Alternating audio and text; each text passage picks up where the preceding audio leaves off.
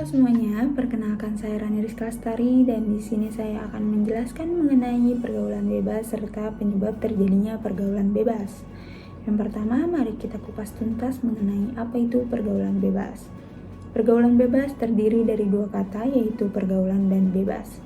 Menurut Kamus Besar Bahasa Indonesia, pergaulan memiliki arti jalinan pertemanan yang ada dalam masyarakat serta bebas memiliki arti lepas atau tidak terikat. Dan dapat disimpulkan bahwa pergaulan bebas memiliki arti yaitu jalinan pertemanan dalam masyarakat yang memiliki sifat lepas, tidak terikat dan tidak mempedulikan norma, etika, serta aturan negara yang berlaku.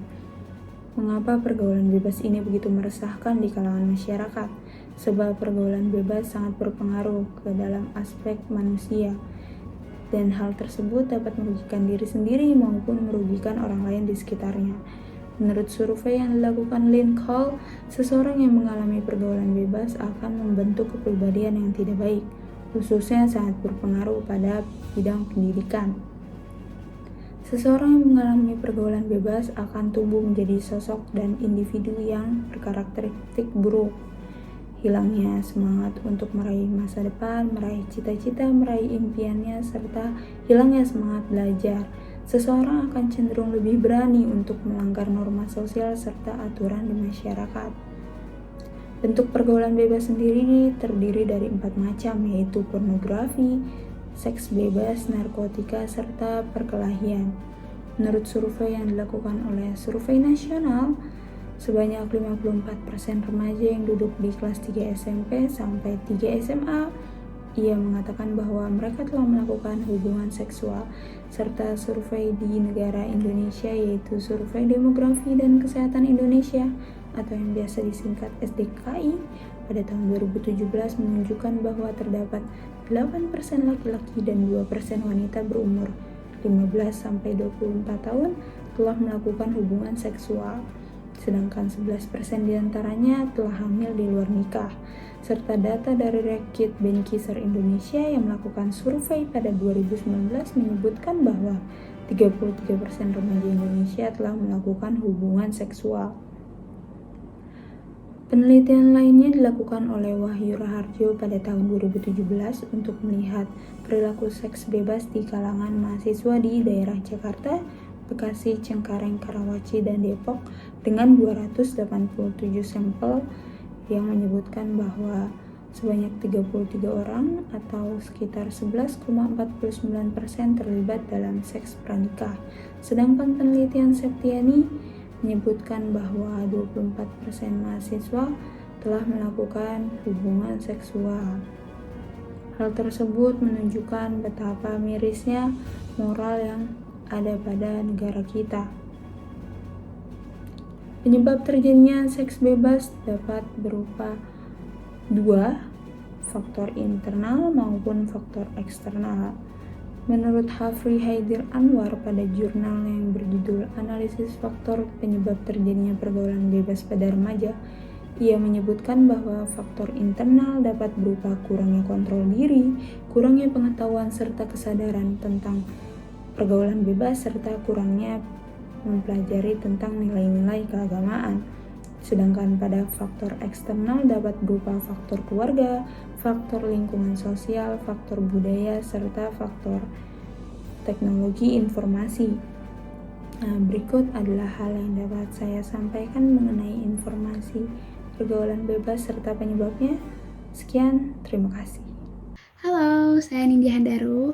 Nah, tadi kan kita udah tahu nih tentang pengertian dan juga penyebab dari pergaulan bebas. Nah, untuk materi selanjutnya yang akan saya bawakan yaitu adalah dampak dari pergaulan bebas. Ada bentuk-bentuk pergaulan bebas yang perlu kita waspadai. Yang pertama adalah seks bebas. Kemudian minum-minuman keras dan merokok di kalangan remaja. Terus juga ada mengkonsumsi obat-obatan terlarang. Nah, apabila hal tersebut tidak segera ditindaklanjuti atau tidak segera ditanggulangi, maka akan mengakibatkan dampak buruk. Nah, dampak buruk tersebut adalah sebagai berikut. Yang pertama adalah remaja yang melakukan seks bebas dapat hamil di luar nikah, dan menyebabkan penyakit kelamin seperti HIV/AIDS.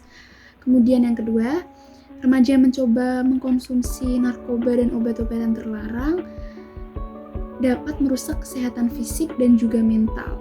Dan apabila dikonsumsi dalam jangka waktu yang panjang dapat mengakibatkan kematian. Yang ketiga, meningkatkan risiko kriminalitas untuk memenuhi keinginannya seperti mencuri, merampok, bahkan pembunuhan.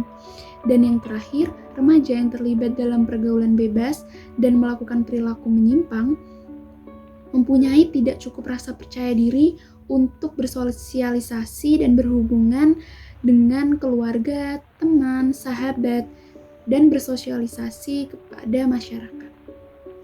Kemudian untuk materi selanjutnya akan dijelaskan oleh teman saya. Terima kasih.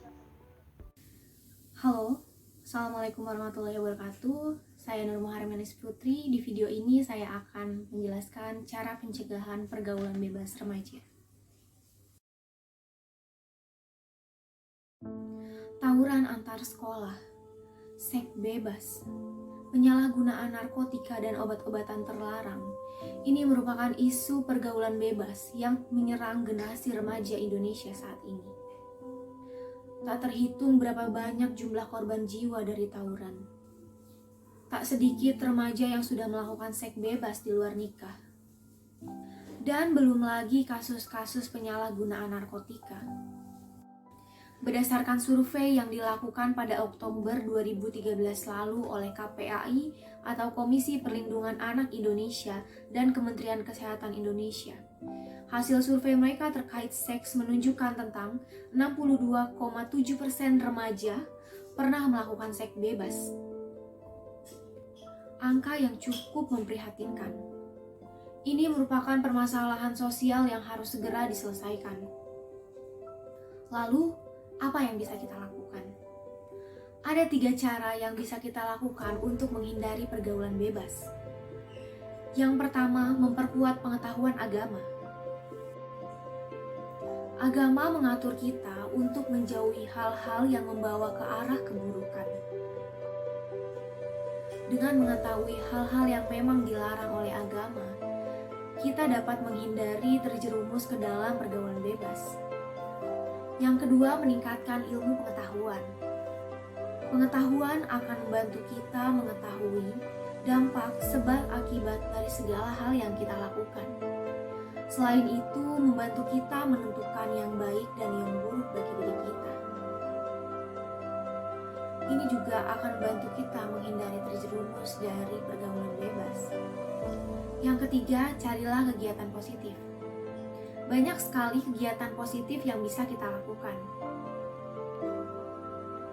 Seperti melakukan kegiatan olahraga, belajar bela diri, belajar alat musik, ataupun kesenian lainnya. Berada di kegiatan positif ini akan menciptakan lingkungan pergaulan yang positif pula. Kegiatan positif akan membantu kita menemukan teman-teman yang positif pula. Itulah tadi hal-hal yang bisa kita lakukan untuk mencegah kita terjerumus ke dalam pergaulan bebas.